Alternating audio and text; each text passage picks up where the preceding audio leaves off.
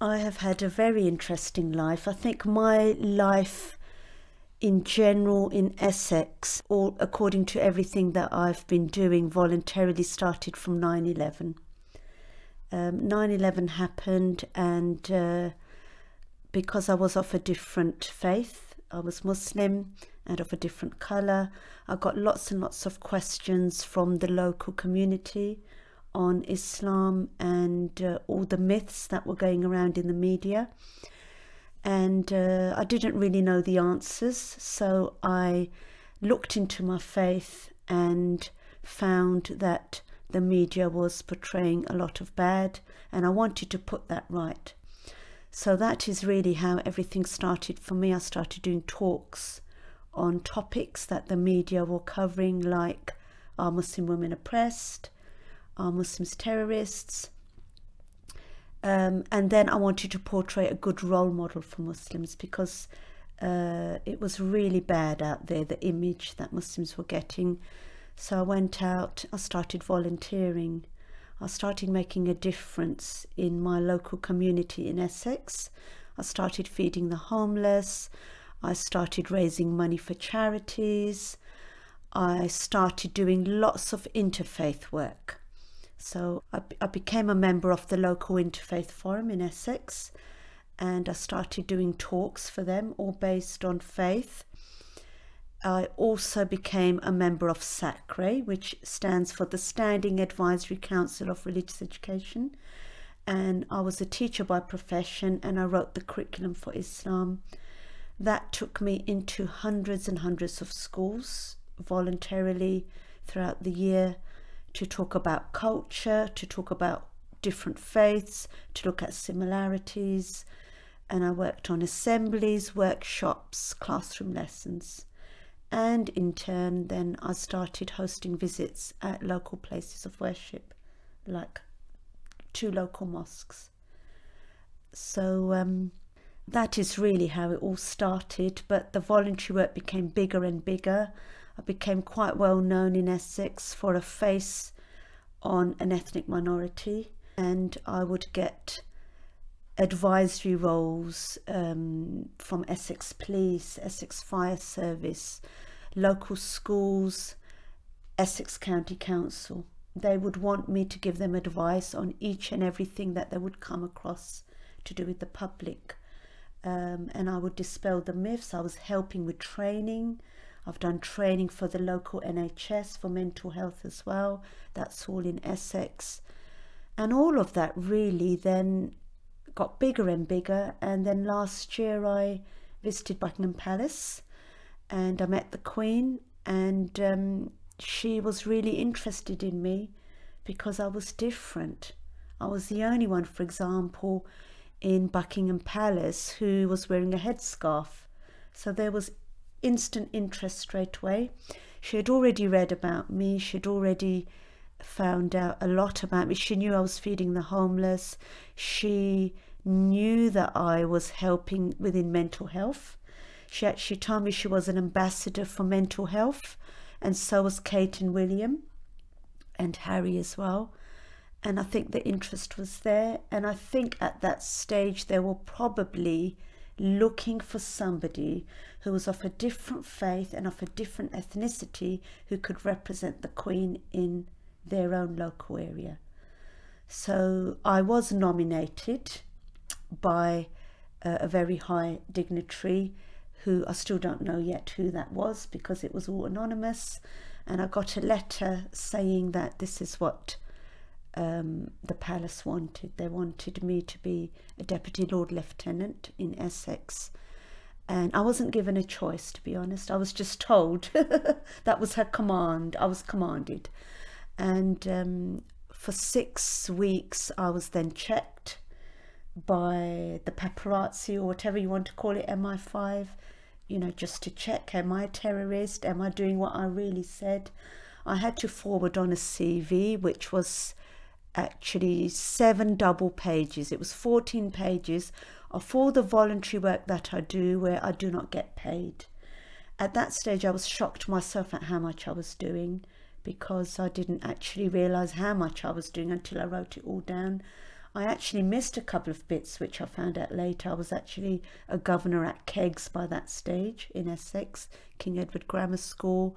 I was also one of the main governors of the East of England's Faith Council as well, managing director, which I hadn't put down either, which I remembered afterwards. And then after 6 weeks, I was given another letter to say that yes, they still want me to be this huge high position, a record breaker for Essex, definitely. First time in history, someone of a different ethnicity and someone of a different faith. We all know that the Queen is Church of England. Yeah, I'm Muslim. So for her to appoint me, there must have been something big that I was doing out there. I was told not to tell anybody, so that bit was very hard. I was not allowed to tell anyone, only direct family who I'm living with. And then after 6 weeks, I was told it will get published in 6 weeks' time in the London Gazette, and only then am I then allowed to tell anybody else. So the day it came out, it was a bit of a dream, to be honest, because I couldn't really believe all this was happening with me. I knew it was coming, but that's different to it actually going out in black and white. And when it did go out, it was very emotional, actually. I sort of entered like a cocoon. It was really strange, my behaviour. I didn't want to tell anybody. I was almost embarrassed. It was strange. It was so much emotion, I couldn't take it. And then the parties started. It was one area after the next did a party for me, and that's when it hit me that this was really happening. And now I feel really proud. I feel really proud that at last there is a good role model out there for a different ethnicity and for Islam here, right here in Essex. And I feel proud I'm living in Essex. And everywhere I go, I'm being treated like royalty.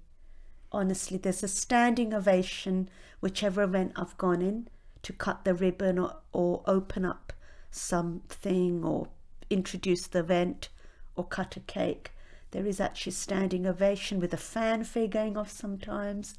I'm meeting the most wonderful people.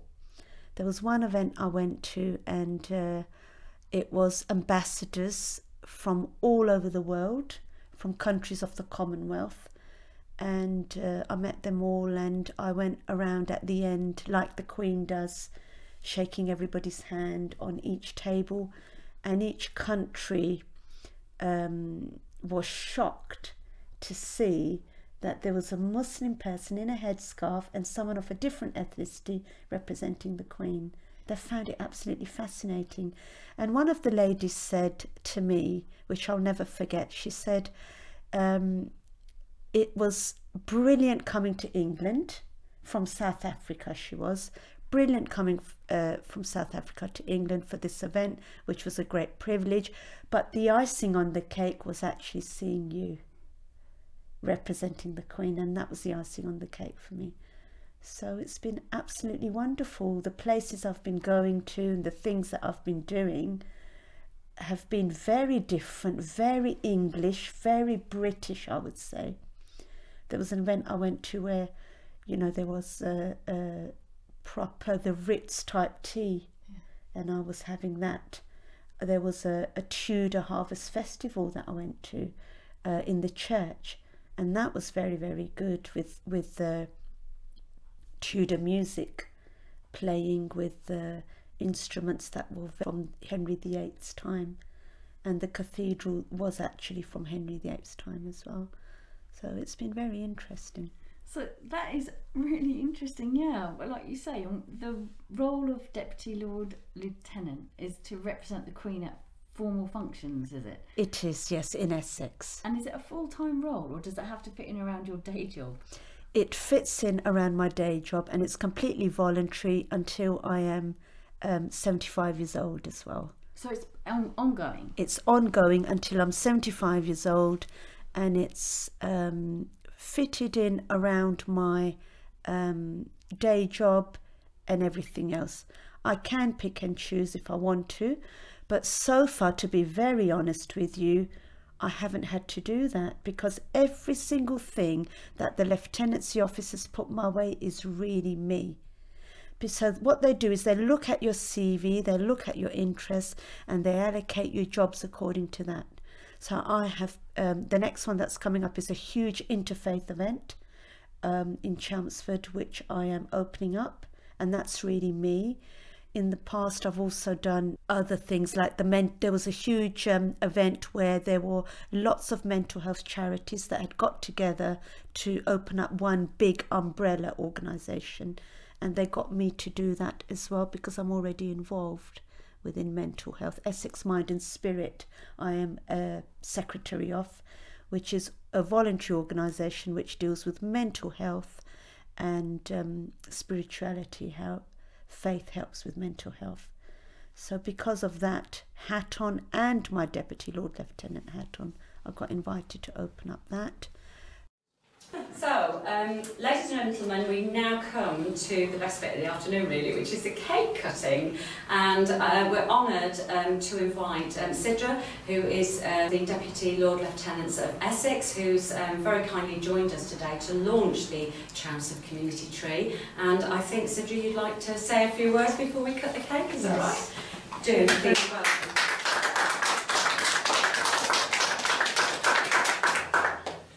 To thank everyone for giving me the privilege of attending the launch of the Chelmsford Community Tree today. Currently, did you know that 1 in 4 people in the world are affected by mental health or related neurological disorders, including depression and anxiety, at some point in their lives? Around 450 million people currently suffer from such conditions, placing mental disorders amongst the leading causes of ill health and disability worldwide. Mental health is a top government initiative at present in this country. When I met Her Majesty the Queen last year, she told me that she was an ambassador for mental health, and so was Prince William and Harry and Kate. She recognised the work that I was doing to help with mental health, and hence that is one of the reasons you are seeing me in this role today.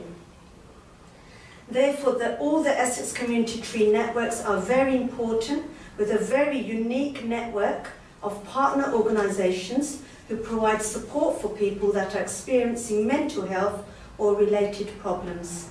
Separate organisations dealing with addictions, unemployment, special educational needs, which is my specialism, bereavement, bullying, abuse, relationship issues, and much, much more, all come together, all under one umbrella of mental health, which helps to signpost people to relevant organisations who can help them, and links the different organisations together. And that is actually very, very unique, because the link between all the different organisations have been missing for a long, long time.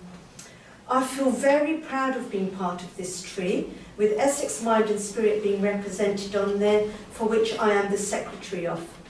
Essex Mind and Spirit is a voluntary organisation raising awareness of spiritual care in mental health recovery. Women Together is a subgroup of Essex Mind and Spirit, which I also manage and run, aiming to integrate vulnerable women from all different backgrounds, including different faith backgrounds, into the community by providing advice, support, art activities, lunches, and speakers on a range of different topics which include mental health. I fully support all the Essex Community Trees, as you can see alongside my Queen's Tudor Rose. What am I wearing on the other side? I'm wearing the Community Tree brooch. So I fully support something like this. So would you like me to now cut the cake? I think, should we have some photographs first before we dig into it? Is that okay? Yes. Come on, get you community tree. I'm going to boss you now. Okay. Right, all say tree. Yeah. Right. Okay, 1, 2, 3, tree. Tree. And then one as Yep. Sidra cuts the cake would be fantastic. Right. Yeah, we. Yes. Do the honours. I feel really privileged. I feel like it's my wedding, doesn't it? Right, are we ready? Yep. Let's go to go. Yeah.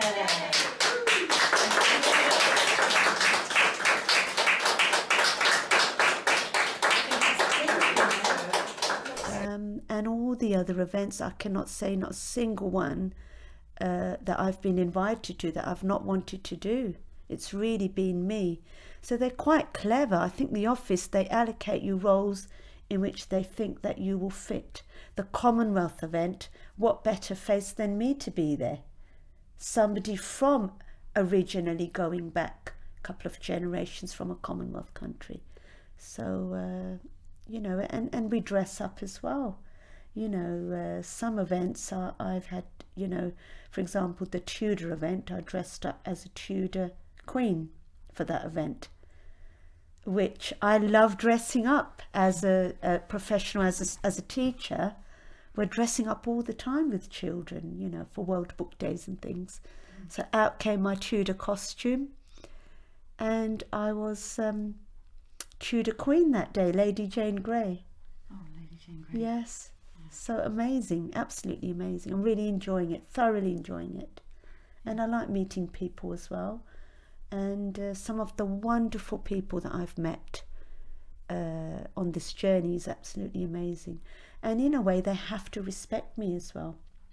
They actually get a letter which tells them what the protocols are for meeting me, greeting me. They call me ma'am. And you know, that feels wonderful. Because in the past, you know, in London where I grew up in the 70s, late 70s, there was racism around. That was the day and age, really, where racism was there. And I have seen racism with my parents. And this is a privileged role where I feel now there is no racism. I'm breaking down all the barriers and people have to respect me now. So all of that is just an amazing journey, really. Can I ask, what is your family history and heritage? My mum and dad are originally from Pakistan. In those days when they were born there, it was India. And my dad came over in 1962 to Britain as a student. He was studying masters in chemistry, MSc. And from a young age, he was very young. And when we were born, we were always told we are British, we have to speak English. I speak English even now with my dad, which a lot of people find interesting. And we did mix in with our neighbours. Our next door neighbours were English. I've got photographs, many photos of myself in a white British English lady's lap, Auntie Dorothy. And we were always told to mix with everybody else because we are now living in England. And I think that has been drummed into me as a child, and I have grown up doing exactly that. I've never thought myself any different from anybody else. I've mixed in with everybody right from the time when I moved here into Brentwood, into a white British English village where I'm living even now. I've always mixed in with everybody, and people have liked me because I've mixed in with them. I've also never been treated any differently. The reason is because I've been working and helping everybody. If I look at the amount of white British English people that I have helped for mental health, for dispelling myths, for helping them to understand other faiths, for helping them to understand how to be more of an equality and diversity nature, and all the organisations that I've helped. Because of that, I've always really been there as a helpful person. And I think it is actually the organisations that recognised me as that special person that then got me to the higher role that I'm in today. And you mentioned about the racism in the earlier years. Yes. Have you ever tried to help people and experienced rejection in the past? Yes, many times. But we also have to understand times are different now. So racism is still there, but it's hidden. In those days, it was openly out there because there were no policies that the politicians had put to guard people from racism and bullying and things like that. I have personally never come across racism, but I've seen it with my parents, and that did leave a mark on me, I think, as a child, because I felt I needed to do something different. I needed to change things to show people that people of a different race can be of a very good role model. They can be that person to change things. And yes, I've accomplished that very well with this title that I've got. It's really impressive. And how does your employer fit in? Like you said, they let you do it around your job, but it sounds like it's almost a full-time voluntary role with your teaching. I take it you're still teaching. Yes, I think that the good thing is that I'm part-time. Okay. I'm not full-time. So that is how it all fits in. At the moment, this is actually, I only got this in late July, this role. It's so recent. It's recent. Oh, okay. Yes, it's recent. Yeah. So far I have been able to incorporate it around my day job. Some events are evening events, so they're after work. I've done 3 events which have been evening events after my job, and luckily I work 3 days a week, so the other 2 days are free, and I can swap my days at work as well. Okay. And with the work that you've done in the years building up to this, all your voluntary work, you mentioned you've been to hundreds of schools. Yes. And talked about your faith and your culture. I have. What is the most common misconception that people have, or perhaps the most common question you get asked that people stereotype in their minds and they ask you about?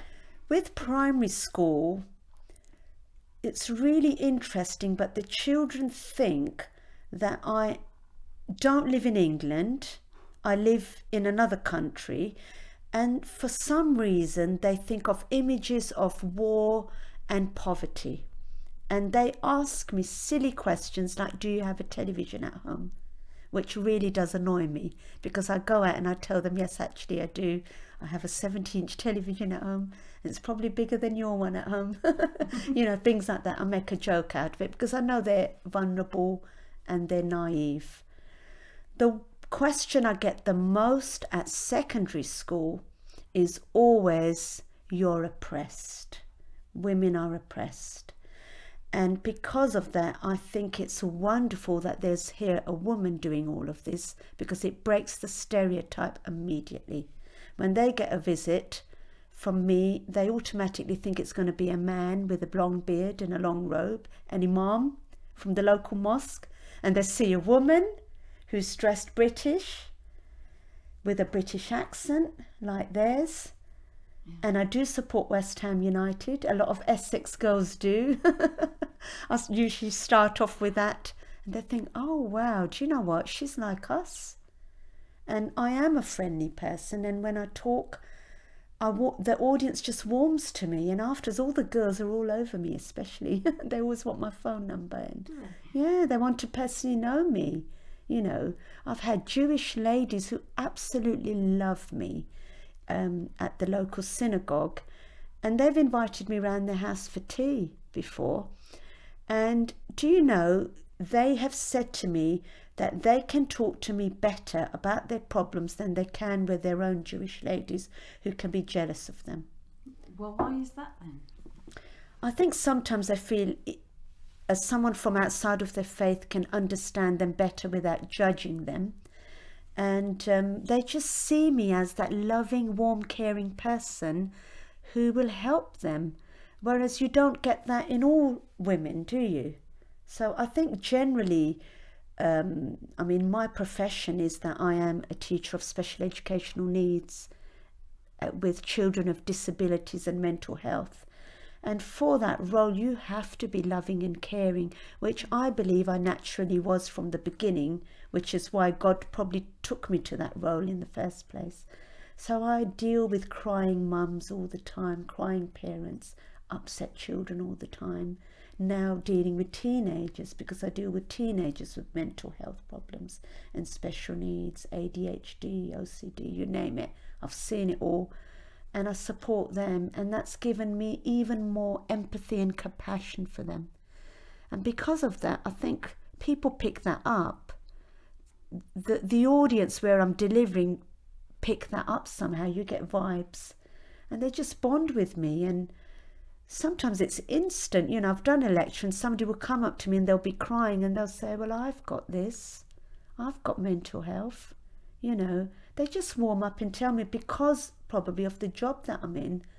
Sometimes it takes a while. Some people will talk to me slowly, get to know me first, test the waters a little bit, get to know, am I an honest person? Can they trust me? And then it all comes out. But you know what the funny thing is? I already know, because I've had enough experience to know when somebody is searching and finding out. I already know. I've been doing this for over 18 years now, since 9/11, but also before that. I was teaching even before that.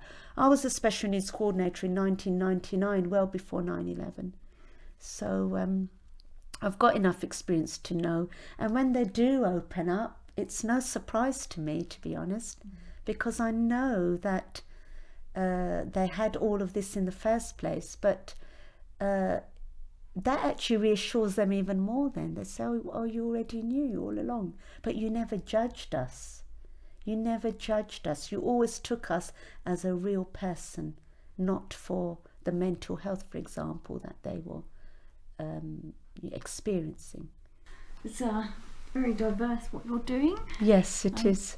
Yeah, I'm just interested to hear whatever you feel like is on your mind about the topic as well, of diversity in Essex and breaking the stereotype. What you think people would benefit from learning from your experience about how you go beyond people's, well, it's prejudices, isn't it, in a way? Yes, yes. First of all, I think Essex is becoming a lot more diverse than what it was. When I first came to Essex, that was in 96, I came to Brentwood. I used to walk down the high street and I would be the only person of a different colour that I could see when I go down the high street. Now when I go down the high street, it's different. Now there is a lot more different ethnicities that have moved in different places. There's been, in a way, an overspill from London, from East London mainly. So I feel Essex does need to change. Like London did 30, 40 years ago, we are in that position now here in Essex. So it is very, very important to understand, first of all, that different ethnicities have not come fresh over from their own lands, because that is the first stereotype that people have. I have had it here in Brentwood. Someone tapped me on the shoulder the other day. They said, excuse me, and I turned around and they said, oh, do you speak English? And I turned around and I said, yeah, I do, mate. What do you want? What can I help you with? Put my biggest Cockney accent on. And she was, whoa, she not only can she speak English, she's a Cockney like me. So breaking the stereotypes is very, very important for the people who are here, living here from a different religious background and a different ethnicity. 20 years ago, well, 96, how did it make you feel walking down Brentwood High Street? You saying you're the only person of ethnic minority? Sometimes I felt it. I used to feel it in my job because I used to work in a very white British English village where people had not even come across in their own lives somebody of a different colour or a different faith, only based their opinions around the media. But I changed that by showing them how intelligent I was. I soon went up the ranks very quickly at work. I was right on the senior management team. I was running the school and I was one of the senior management members there at the school. So I dressed Western as well. I think that helps. My accent definitely helps because I do have an English accent, and that shows everybody I could not have been born abroad. You change their mind and their way of thinking by the things that you do. I used to always go out of my way and help at the Christmas fairs at the school. I would help everybody who needed help. I think there was any fancy dress costume, it was always Let's Ask Sidra. She will have that costume. There was somebody who wanted to be Little Red Riding Hood on World Book Day, and she came to me and asked me, Sidra, do you have a red cloak? Straight away, here you go, I got the whole costume. Because I'm into dressing up. I'm a seamstress as well, so I do sew my own clothes and things, I'm very artistic as well. So I'd help out in the plays with all the children's costumes. So they knew me, okay, she's an Asian person, she's Muslim, but you know what? She's really helpful. We can go to her at any stage about anything and we know that she will help us. And a lot of the local community know that. So I changed that. Even within my own children's school, I would help out with the PTA, I would help out with swimming, I would help out with reading with the children, although I found that very painful as a teacher, sitting there and reading with the children. I wanted to give them targets and things and I couldn't because I wasn't the teacher in that school. Summer Fete, I'd be helping out there. Summer schemes, I'd be helping out there. So people, although they knew I was of a different ethnicity, they knew that I'm always there to help. So I changed it. I reckon I was actually the first one in Essex to change people's way of thinking. The Chelmsford Cathedral, such a big cathedral, it's actually the lead cathedral for the whole of Essex. Who do they call for a reading? It's always me. And the reading is never against my religion, it's always about praising God. They choose me for all the ceremonies there. The High Sheriff's Justice Service was 2 weeks ago and they invited me. They invite me always to the Essex County Council Civic Service, and I'm always there again to do the reading for that. Is from the 139th Psalm. Listening and reflecting, the first reading, Psalm 139. You search me, Lord, and know me. Wherever I sit or stand, you read my inmost thoughts. Whenever I walk or rest, you know where I have been. Before a word slips from my tongue, Lord, you know what I will say. You close in on me, pressing your hand upon me. All this overwhelms me, too much to understand. Where can I hide from you? How can I escape your presence? I scale the heavens, you are there. I plunge to the depths, you are there. If I fly towards the dawn or settle across the sea, even there you take hold of me, your right hand directs me. If I think night will hide me and darkness give me cover, I find darkness is not dark, for your night shines like day, darkness and light are one. You created every part of me, knitting me in my mother's womb. For such handiwork I praise you. Awesome this great wonder, I see it so clearly. You watched every bone taking shape in secret, forming in the hidden depths. You saw my body grow according to your design. You recorded all my days before they ever began.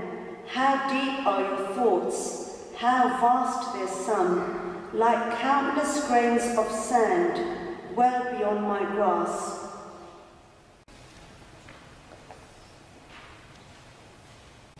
Lord, you created and fashioned us. You know us and search us out. You abide with us through light and dark. Help us to know your presence in this life and in the life to come, still to be with you, where you live and reign, God forever and ever. Amen. So they see me as a Muslim helping out within British society, but also helping out with Christianity. And I reckon that that is really what got me to the Queen, because she is Church of England. So again, my question is, why would she choose somebody who is Muslim, who is not Church of England, to represent her? They must have looked into all of that, you see. I'm in the newspapers, I've done interfaith cricket matches, I've actually hosted those between Chelmsford Mosque and Chelmsford Cathedral. I've fused the two religions, which is what we need. Yes, and they like that. I'm calling out Ivor Moody.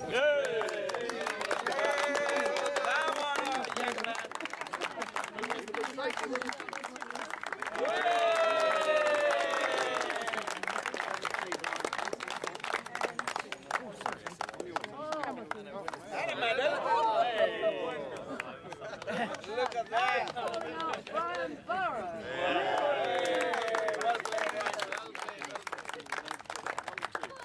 I had a go. Well done. Can I first of all say that this is Sidra, and I've known Sidra for many years, but this year she's Deputy Lord Lieutenant. And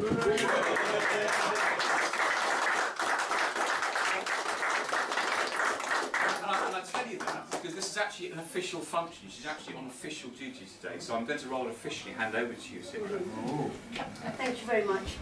It is a privilege to be here at the 4th year of the interfaith cricket match and my first year as Deputy Lieutenant. One of the reasons I was appointed this special role was for my passion for promoting interfaith dialogue and integrating into British society. Living in a multicultural country, I believe it is important to intermingle and learn about each other's faith and culture. This event has proved another landmark in interfaith relations and cooperation, and further cemented strong friendships and alliances between our communities.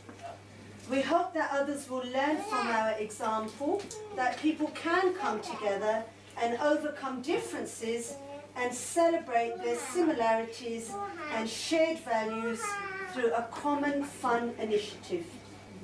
We hope that more events such as these can be organised in the future, where division can be diminished and unity and peace can be promoted.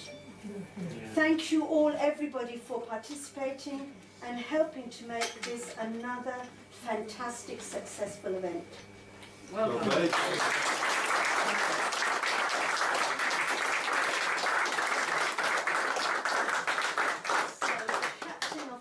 Team will now cut the cake. Can you make a wish? Well done.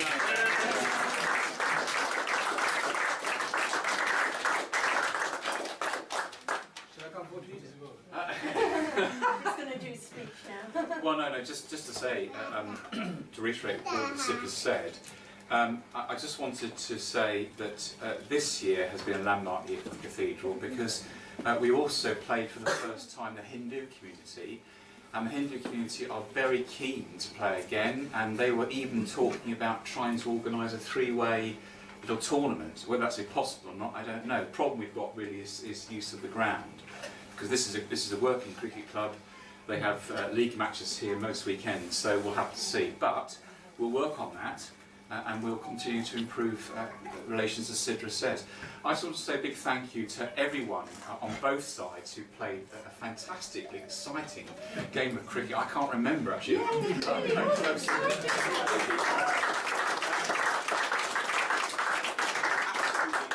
amazing. But can I thank Vernon, our umpire? Absolutely.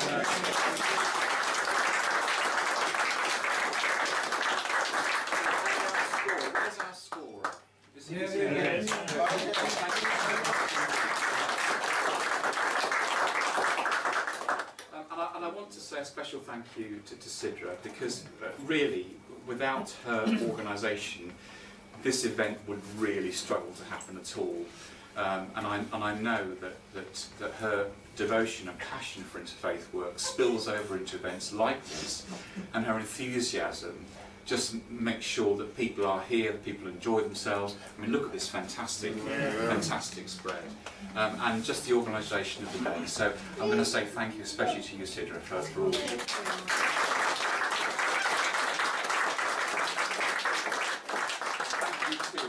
To our honoured guests, Mr Mayor and the Chair of Braintree Council, and thank you so much for coming. I really appreciate it. Thanks for doing that.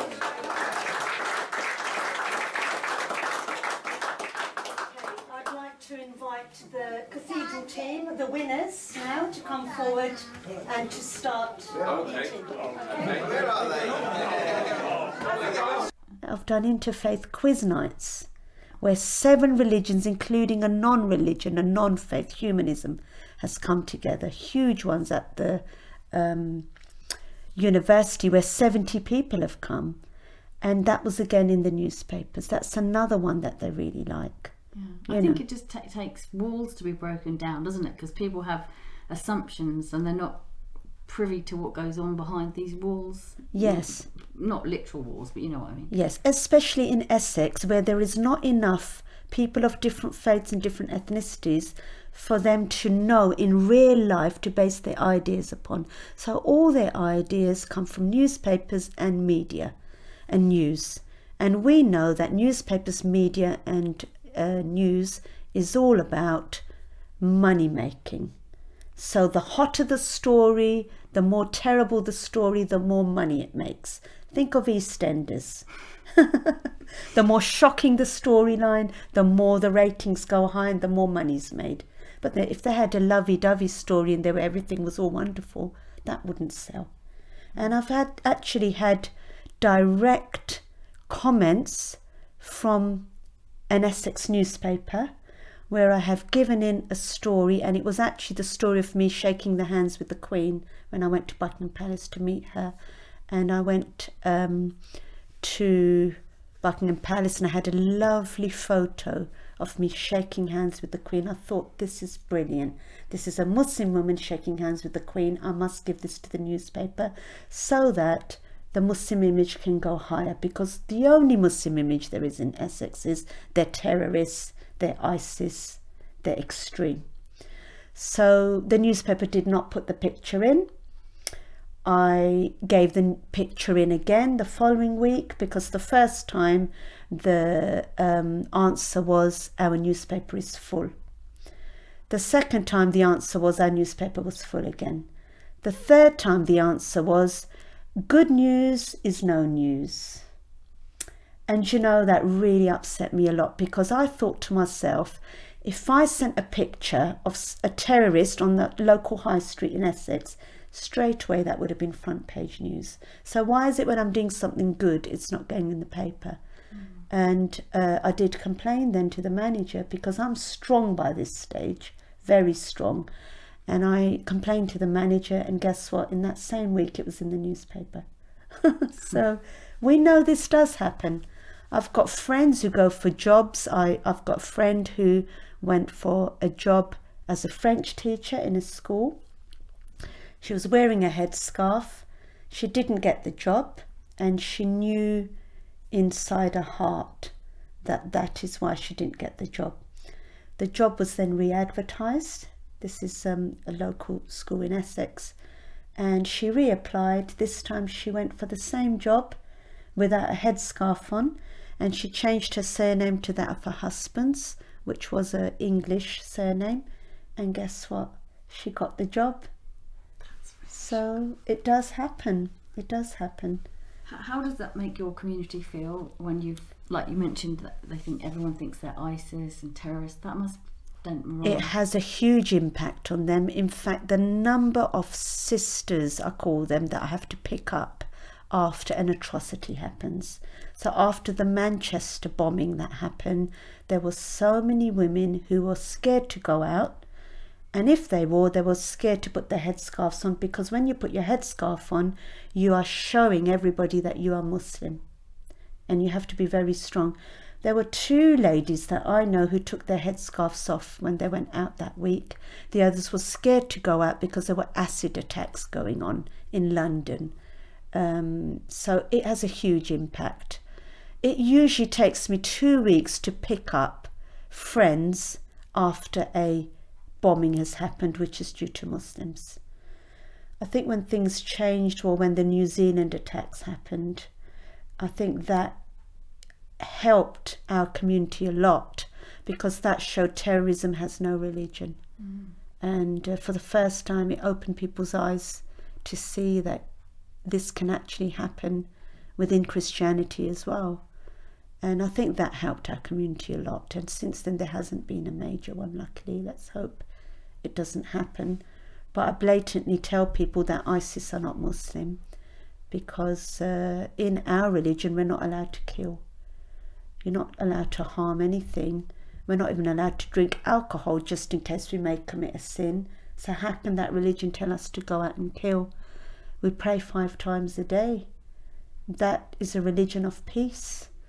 And all of that then helps, in showing people that ISIS are not Muslim. We don't regard them as Muslim.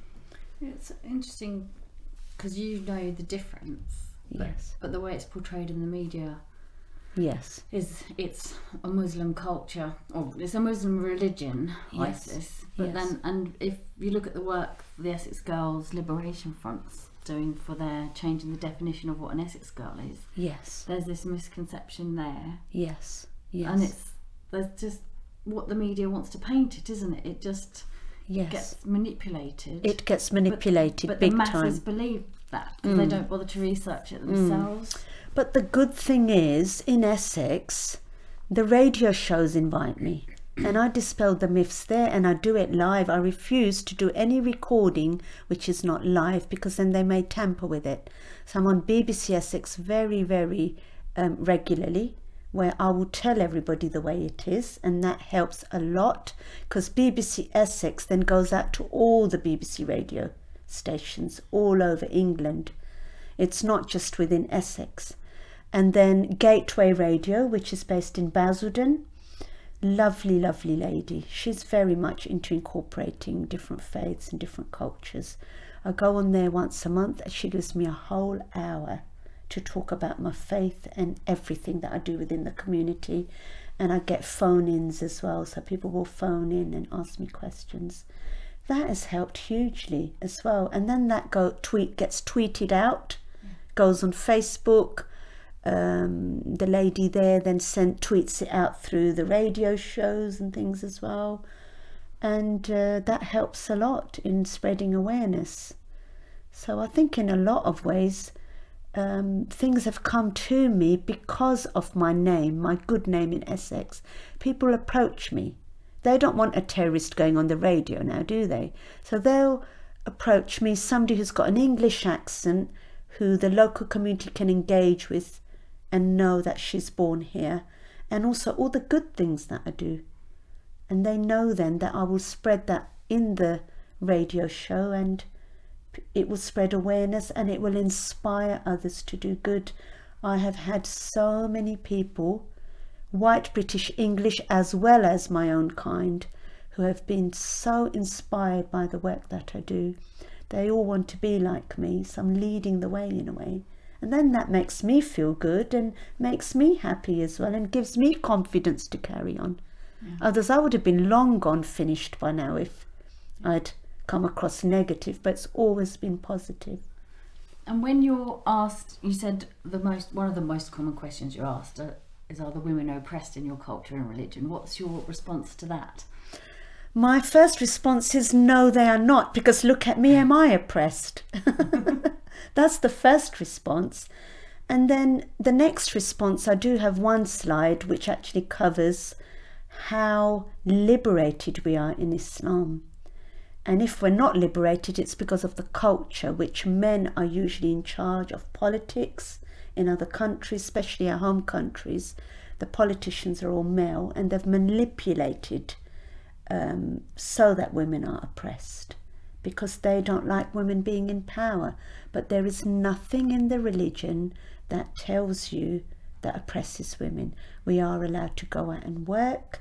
We were the first religion where divorce was allowed, whereas before that, we all know, It was Henry VIII who actually became head of the church and then allowed divorce. We are allowed to have a will, we're allowed to inherit a will and keep our own money. All of that, believe it or not, did not happen until the feminist movement happened within Britain less than 100 years ago. Well, that was the same for white British women and American white British. Yes, and voting. Voting, America was way later, and Australia. And yet we were allowed to vote right from the very beginning in the religion. So those are the things that I say, and some of the young teenagers, they can't believe it. And it fits in. They've all heard about the suffragette movement. They've all heard about the feminist movement. So they actually do then believe it and understand it. So are you saying where oppression does exist, it's the culture and it's the males, not the religion? That's correct. It's not the religion. And it's the violence of the males in that religion, because they will physically oppress the women. Yes, and do you know that actually happens here as well? Did you know Theresa May? I met Theresa May at Buckingham Palace last year. She told me she was oppressed. She did. She said the whole of Parliament is dominated by men in this country, and she is only the second female Prime Minister who has come into power after Margaret Thatcher. And she said it's very difficult. And we know it was only a couple of months ago when Jeremy Corbyn told her to sit down quietly, you silly old woman. That was all over the news. So yes, it does happen. And the 2 or 3 female MPs resigned in the last 2 days because they're fed up with the abuse they're receiving. Yes, yes. So it does happen. This is all inside information. But we saw it anyway. It was out in public. That was all over the news, wasn't it, when Jeremy Corbyn said that to her? So it does happen in this country. But obviously when it happens in other countries, it's blown more out because, again, it's Islamophobia, isn't it, to create more Islamophobia. But back home in some of our home countries, the women are liberated and they're very modern. And I look at every household, the women are the more dominant within a household, aren't they? Yeah, we don't see that on our media, do we? Portrayed like that. The men are not usually that dominant. The women are the ones with the bigger mouths and the more communication skills. And it's, you know, ask any man, and they've got to ask permission from their wives before they go out. It's true. The British guys, oh, can you go to football? I'll ask my wife. Yes, yeah, any sporting activity. They've got to ask the wife first. She's the one who's got the diary. I've actually been empowering men. I think it's awful when men have to ask their wives before they go anywhere. You're in charge. You can get your own diary and write it down when you want to go somewhere, because she goes wherever you want her to go. You follow her around everywhere. Then you should have your own events and then tell her to come along. It should be equal, to be honest with you. And it's very sad, but within my own culture, this is in Islam, and yet they say Muslim women are oppressed. I tell people no, it's Muslim men that are oppressed, because they are. And every single household, you'll see the women are always the dominant ones. And the poor men, you know, can't set foot outside the house without telling their wives first where they have to go. Yet, you know, it's not supposed to be like that. So yeah, I do talks on men empowerment as well. I did one on Father's Day last year, and a lot of the Muslim men thanked me. They said, oh, thank God we've got rights. Because you know, we don't feel like that. Feeling emasculated. Yeah, I think some of the men in the West are as well. Yeah, but in my own household, luckily, I've recognised that, and you know, it's equal. My husband, he wants to go out to cricket matches. I let him go out. I go with him to support him. And when I do events, he always comes and he supports me. I think we've got that very good balance. And if he wants to go and visit his family, he says, just last week, there was a big event happening in his family. And I didn't say no. I said, yes, of course, we'll go. Likewise, if something happens in my family, then he comes. you know, that is the way it's supposed to be. You're supposed to support each other, and you're not supposed to dominate each other. Each person should be free enough to be themselves, who they want to be and who they are. And that is very, very important. Otherwise, mental health kicks in. If you are not free to be who you want to be, there is a big identity thing nowadays, isn't there? It's out there in mental health, that if you don't have an identity and you're doing whatever other people want you to do, you're not free in your mind to be who you want to be, and then that's how mental health kicks in. And there's a lot of it with teenagers especially. Oh, there's so much of it, because they're pretending to be other things that they are not, that they don't want to be. Peer pressure, social pressure. Even within our own faith, there are teenagers out there who are trying to be westernized, or they want to be white British English, and they're not, because their colour is not that. So then they get you know, different vibes from people, because no matter how much you are born in this country, no matter how down the line you go and say you're white British English, your colour doesn't show that. You will always get that added stigma, and they're pretending to be somebody else, and then they're suffering from mental health. It's a shame it has to be stigma. Yeah, but it's like that with everybody. If you are not who you want to be and what you want to be, then your soul is not free to express itself, and you're oppressed in your own body, and then mental health kicks in. So I think the work has already been done in liberating women, to be honest with you. Women are liberated and they're not oppressed in all cultures. I think more work needs to be done in liberating men. Oh my goodness, that is controversial. Have you read, is it Melinda Gates' book? I can't remember the name of it. She just released it this summer. That's all about women being oppressed across the world, and yes, typically in third world or emerging world. Yes, I agree. Yes, they are, but that is because of culture, not the religion. Oh yeah. And that's also because in these third world countries, if you look at the politicians, they're all male. And the other important thing is that in Muslim countries, it doesn't mean that although the country is Islamic, that the political laws are going to be It was very Islamic. cultural as well. The politician laws are all about land, power and money. If you look at England, all the parliamentary laws are not Christian. Christianity separated from parliamentary law years ago. The Queen is head of Church of England, yet the parliamentary laws are separate. And it's like that in all of those third world countries. The country may be majority Muslim, but the parliamentary laws are separate from the religion. Their laws are based around how much money can come into the land, power, that kind of stuff. And that's what the British don't recognise. So the laws that are being made, they think are Islamic, but they're not. They are actually their own laws to suit themselves. A classic example is Saudi Arabia, where the law was that women couldn't drive. Everybody in the world thought Muslim women oppressed, they're not allowed to drive, it's in their religion. What happened when the new Prime Minister came? The law changed and now women are allowed to drive.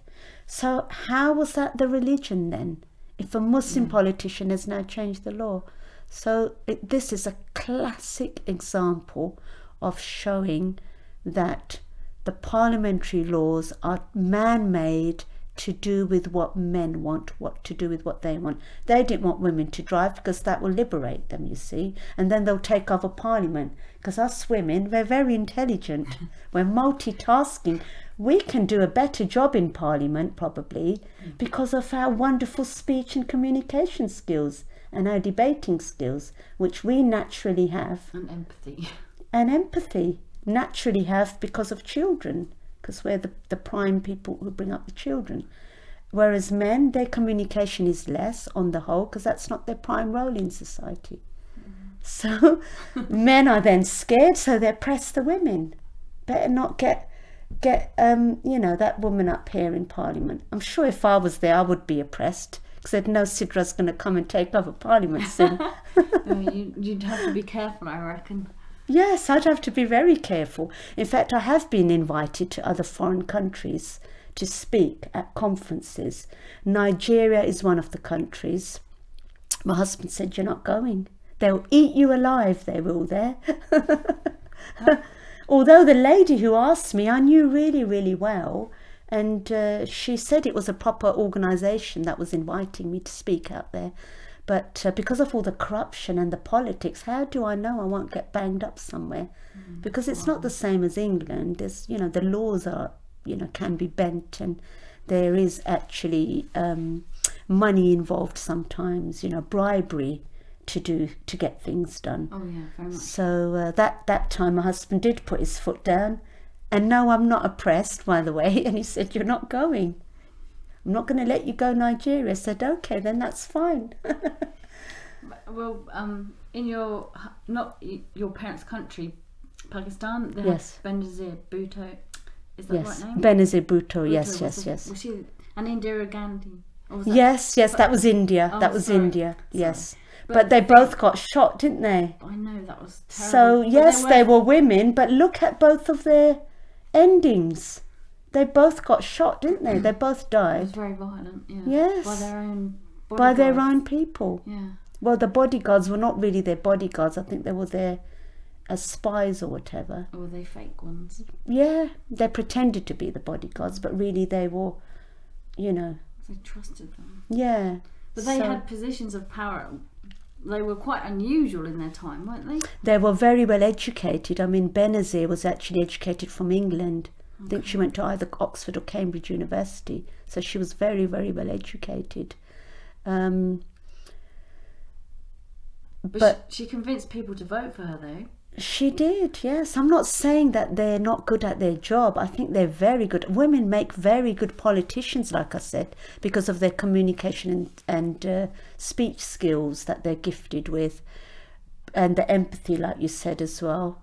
And decision making, they're very good with decision making, and multitasking as well. But unfortunately, the majority in Parliament are men, and they don't like women telling them what to do. You see, reminds them of their mothers. Yeah, probably.